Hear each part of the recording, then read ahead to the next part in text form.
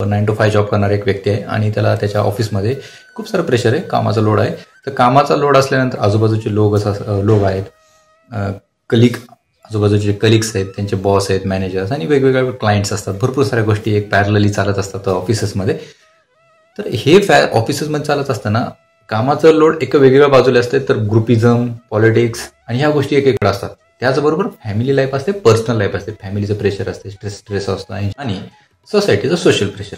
ह्या सगळ्या गोष्टी एकत्रित चालू असतात. याच्यामध्ये आपण कालांतराने काही वेळानंतर आपल्याला असं वाटतं की यार माझ्याकडनं काही गोष्टी चांगल्या होत नाही, मग मी आता माझ्याकडनं कोणतीच गोष्ट चांगली होत नाहीये, मला टेन्शन येते. मग काय त्याचा इम्पॅक्ट आपल्या शरीरावर चालू होतो, आपल्याला झोप लागत नाही, आपल्याला स्ट्रेस येतो, डिप्रेशन चालू होतं. त्याच्यानंतर इम्पॅक्ट ते सर्कल आहे.